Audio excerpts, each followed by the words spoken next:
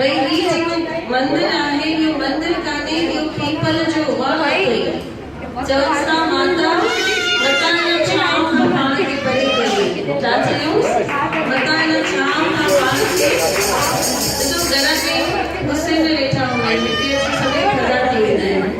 बोल गोत्री वरी गुस्सो है ना कंहिंमहिल कंहिंखे ॿारनि जे मथां कहिड़ी न कहिड़ी ॻाल्हि जो गुस्सो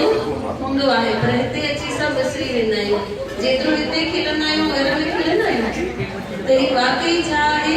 पीपल जो वण आहे इहे शब्द बाबा हरदास राम साहिब चया आहिनि ऐं जॾहिं ही झूनो मंदिर हूंदो हो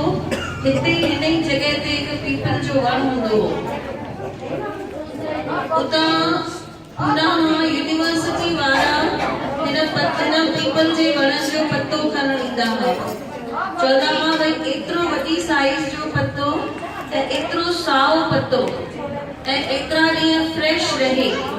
असांखे हिन वण खे स्टडी करणो आहे भई हिन वण जे अंदरि छा आहे हाणे उन्हनि खे कहिड़ी ख़बर भई हिते असांजे बाबा जा चरण घुमियल आहिनि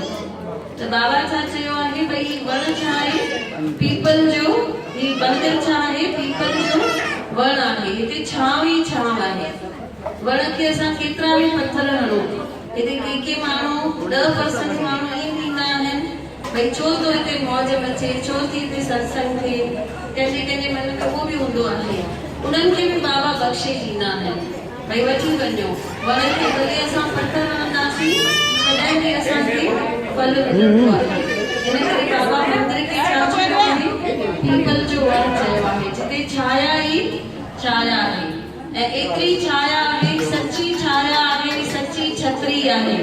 उनमें बाबा सभिनी खे पाण सां